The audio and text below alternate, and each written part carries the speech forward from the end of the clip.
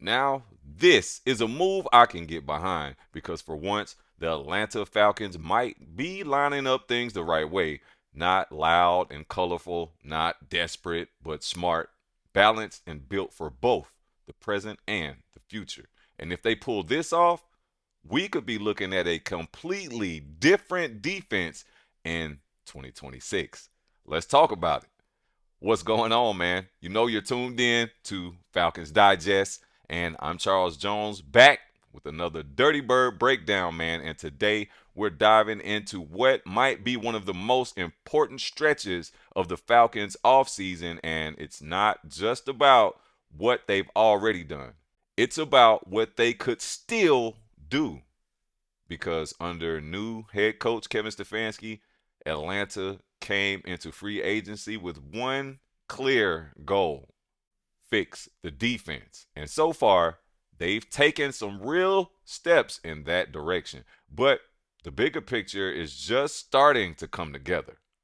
Let's start with the approach. The Falcons entered the 2026 free agency with cap space and a plan. And right away, they made a statement by moving on from Kirk Cousins, signaling a full shift towards the future. But instead of tearing everything down, they just retooled.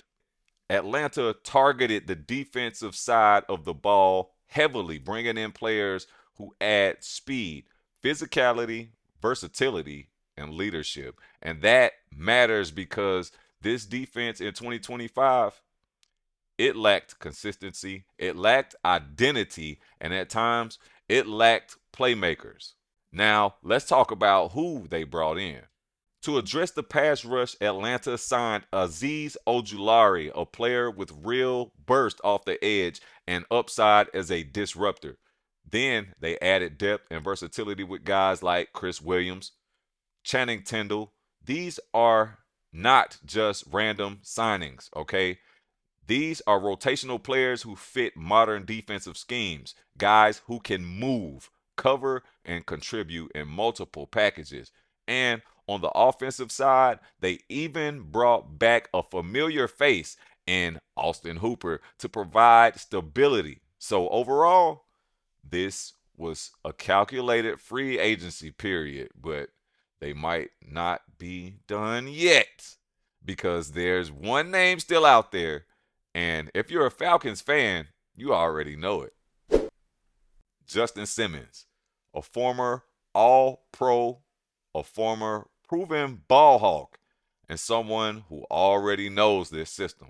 Now, yes, he sat out the 2025 season, and yes, he's 32 years old, but let's not forget who we're talking about. This is a player who earned multiple Pro Bowl selections, was named second team All Pro 4 times, built a reputation as one of the smartest safeties in football, and even now, he's made it clear he wants to play for a contender. That'll be us, baby. Hopefully, we can bring Justin Simmons back on a veteran contract. We'll see how this works. But the question is, why not Atlanta, man? Think about the fit, man. You already have Jesse Bates holding it down in the secondary. Now imagine pairing him with Justin Simmons again. That gives you veteran leadership, elite football IQ, ball skills on the back end, and even if Simmons isn't the same player he once was, he doesn't have to be. At this stage, he's a depth piece, a situational weapon, a mentor for younger players like Xavier Watts. All right? Watts is a beast. Billy Bowman as well. And if you can get that on a veteran minimum deal, that's value. But here's the thing: safety isn't the Falcons' biggest issue. Linebacker is. The defense still needs speed in the middle, and it still needs range, and it still needs someone who can truly impact all 3 downs. That's where the draft comes in. There's one name starting to gain traction: Sonny Styles, out of Ohio State. And according to draft analyst Matt Miller, this is not your typical linebacker. Sonny Styles is a consensus first round prospect for the 2026 NFL Draft, widely regarded as one of the most versatile and athletic defensive players in this class. A former five-star safety who transitioned to linebacker in 2024, but he is currently projected as a top 10 pick due to his rare combination of size, 6'5", and 244 pounds, and elite speed. Now, we're talking about a 6'5" defender with 4'3" speed to be exact. Let that sink in. That's a player with range of a safety and the size to play downhill. A true hybrid, a unicorn prospect, man. The kind of player that can completely change how a defense operates. And if you think about back to the draft where we drafted Kyle Pitts in the first round, we actually could have had Michael Parsons secretly. But I don't want to go back down memory lane because it ticks me off, and I'm not trying to crash out during this recording. So let's put this all together. This is where things start to get exciting. You add a veteran like Justin Simmons, then you draft a high upside athlete like Sonny Styles. Now you got experience and youth, leadership and explosiveness, stability and long-term upside. That's how you build a defense in today's NFL. Not just for one season, but for sustained success.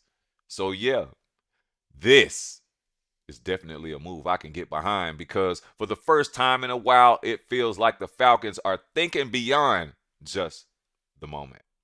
They're building something layered, something sustainable. And if they finish this plan right away, this defense might not just improve, it might become the identity of the team. But I want to hear from you guys. Should the Falcons bring back Justin Simmons? And is Sonny Styles the missing piece in this Atlanta Falcons defense? To be honest with you, I wouldn't mind moving Jalen Walker back from the edge. I love that Jalen Walker is on the edge. He is a unicorn player himself. If you don't know about Jalen, Jalen has played multiple positions, even tight end at some point in his career. In high school, to be exact, he played tight end, and if you go watch some of his tape, the guy is a true unicorn athlete. So I feel like we have one of those guys on defense already. I just think that with Sonny Styles being added to this defense, us losing James Pierce Jr. because he's definitely not going to play this season, whether or not this April 21st court date says that he's guilty or not, I'm pretty sure the NFL will not let him play this year. We do need a replacement on either the edge or definitely we need some help. Pierce was a force on the edge. We lost that.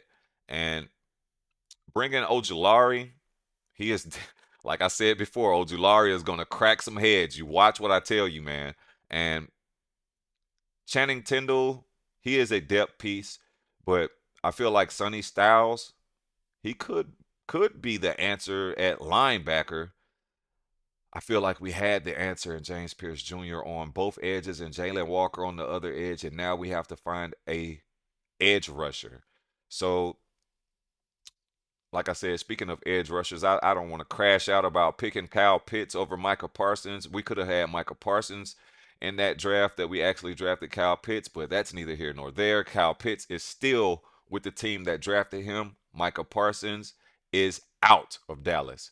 So we all know how that situation went. And I definitely want to hear from you guys. How do you think this situation works out with Justin Simmons? Do we bring him back? And is Sonny Styles the missing piece in this defense? Please, please drop your comments in the box down below. Like, share, and subscribe to Falcons Digest. And you already know what it is, man. I want to thank you guys for watching, and we'll end this video per usual. You know what it is. Peace up. You know the rest. This is Falcons Digest, baby. Stay blessed.